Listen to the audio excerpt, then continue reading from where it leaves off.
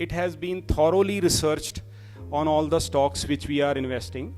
So my objective, what is a differentiating objective, is that risk on and risk off strategy, and how actively we are using, apart from fundamental technical analysis in terms of in our portfolio, to quickly book profits and come out of it. So right now in our portfolio, in the last 3 months, we have almost an alpha of 3% over benchmark with almost 11% cash in our hand. So I'm sitting at the highest level of cash today in my portfolio.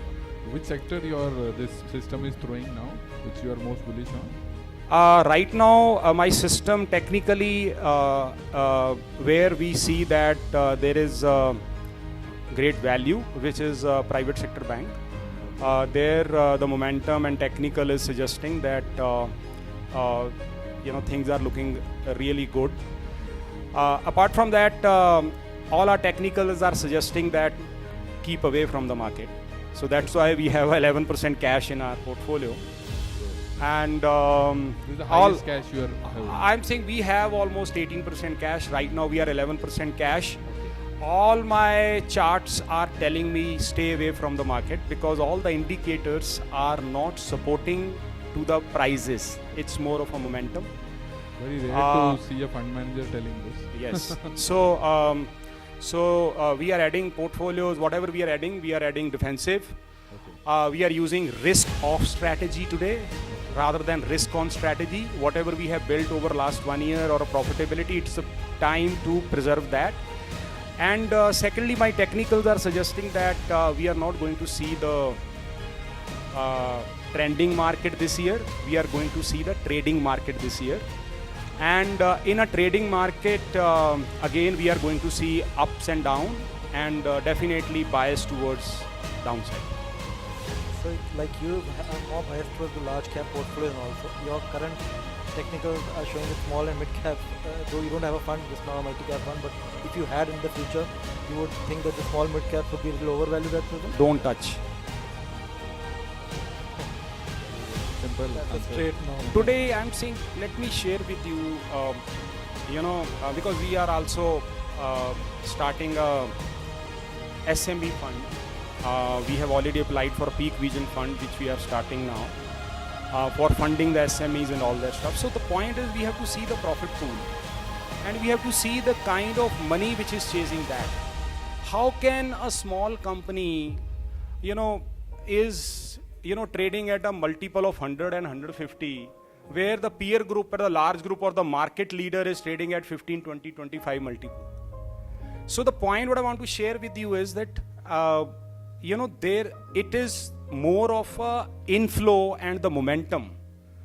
The inflow into the market is actually driving the price, where the earnings and earning growths are not going to catch up with the price rise which we are seeing in the market. So any future quarters, if you will see some disappointment in the earning growth, because the price are moving and envisaging that company is going to grow at the rate of 30%. Any disappointment on the earning in the subsequent quarter will disappointment the price also. And the biggest challenge in a mid cap and small cap funds or the stocks is the impact cost. I'm saying there is a very less liquidity. I'm saying we are chasing, everybody is buying and buying and buying and making the price high.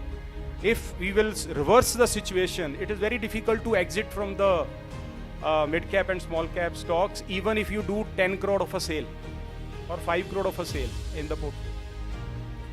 So one question, which sector you think are not worthy even to touch, like they are not paying attention to? Some of the sectors which you are bearish on. PFC, REC of the world, PSU of the world. PSU. So PSU you are bearish. Not bearish. The point is that at the end of the day, we have to see the prices. We have to see the valuation. So the point is that any company, the price has gone 5 times, 6 times, 3 times, 8 times. And whatever we have seen now in an exit poll, and apart from that, the actual result when came, you see that the highest fall was in the PSUs.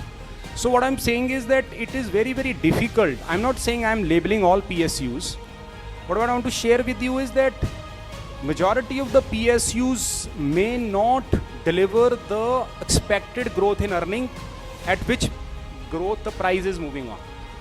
So at any given point in time, if we are going to see a marginal disappointment in the earning growth of those companies, we will see a sharp correction in the prices. I think Chetan will wrap it up. And thank you, sir, for the nice conversation we've had and the insights you've given us, valuable insights. From Nagpal side and my side, it's a big thank you. Thanks, sir. Thank you. Thank you. It was nice interacting with you, sir.